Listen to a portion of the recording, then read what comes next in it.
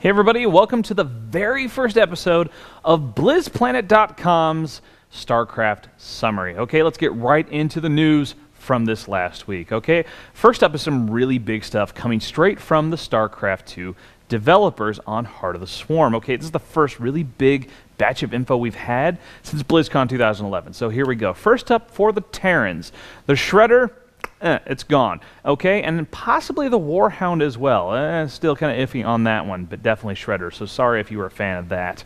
Now, they're also looking into a long-range missile launcher that can be used against other siege tanks in Terran-on-Terran action.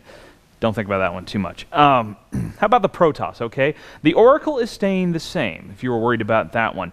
But the Replicant, that's gone now, so sorry about that one. The Tempest is getting a new long-range aerial attack that'll just make it a lot more versatile, especially toward like their endgame stuff. And they're also playing with some Nexus abilities, including recalling like all of your units back to bases at once. So we'll see how that goes.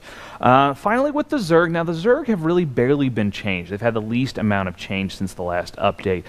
Specifically, the Viper has a new ability that'll allow it to blind biological units, which will reduce their range. Now, they can also go over to minerals and recover some energy and take up that mineral so no one else can use it at that time. So sort of a nice strategic balance there. The Overseer appears to be staying, at least so far.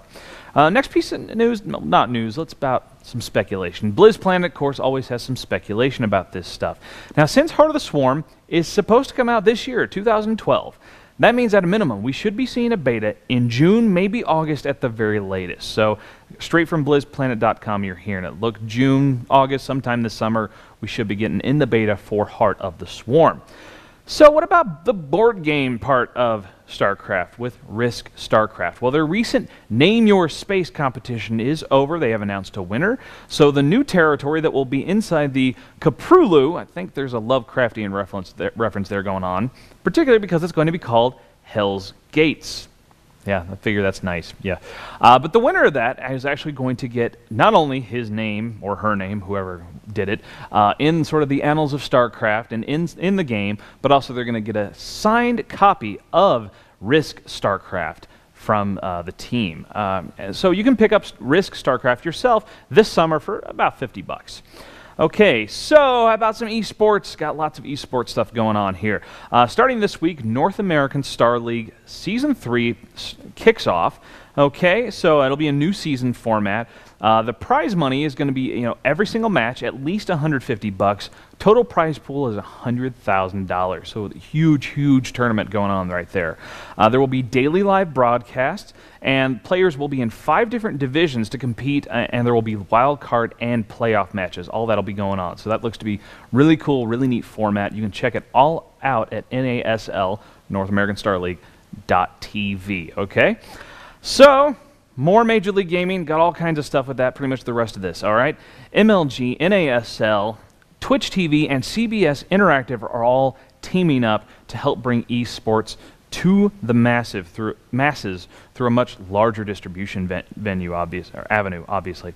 The president of CBS Interactive was quoted as saying, "The esports scene is one of the hottest trends in video and is rapidly attracting the core 18 to 34 male demographic in greater numbers than any other medium or category." So for all of you people in esports, guess what?